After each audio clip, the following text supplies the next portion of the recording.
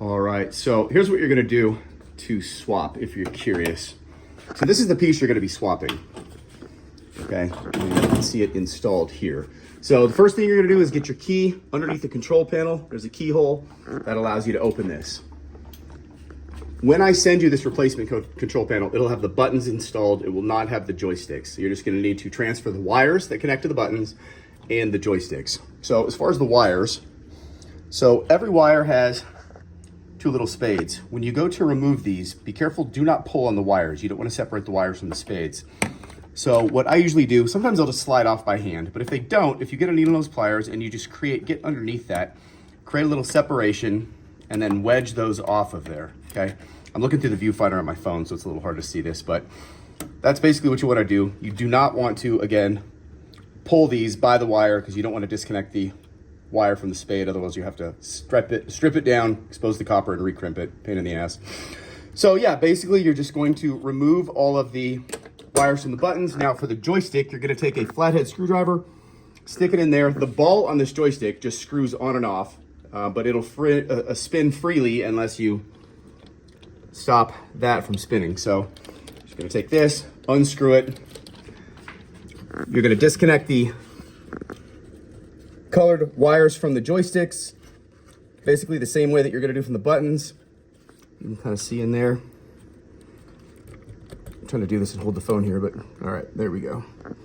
So the spades, so for each direction on the joystick, there are two wires that connect to this black thing. It's called a micro switch, and it basically has a little peg on it similar to that. You can see the micro switch.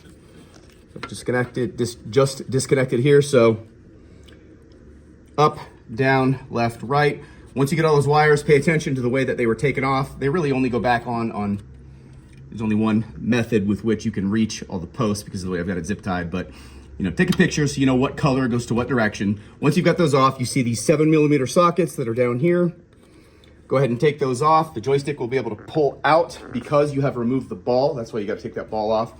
You're gonna pull that out, and then the last thing you're gonna do, once you've got all the wires disconnected, and you can take the trackball off. You don't need to because you're just going to be replacing this entire piece. So, but you will need to take the cable for the trackball, and if it's been zip tied into things, pull that all the way out, and then you're just going to remove this piece. There are 8 7mm nuts that are going to be on the bottom of it.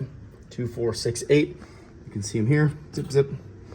So the best advice I can give you is when you go to put these nuts back on, do not use your drill.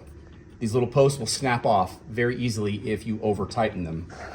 So I would recommend threading these on by hand and then, you know, getting your socket, hand tighten them. They don't have to be super crazy tight. They are self-locking. They got like a little washer built into the nut. So they're snug. They're gonna be held just fine, but do not use a drill because they will just shear right off if you have the torque that a drill provides. That's too much torque. So, but yeah, remove the bolts, make sure you take all the wires and stuff off first, and then it's pretty straightforward. You're just gonna take this out, you're gonna slide it back in. You'll see the spots that it's designed to go in, and then replace everything. It should take you, maybe 10 minutes, 15 at the most, I would think. All right, once you get it, let me know if you have any questions.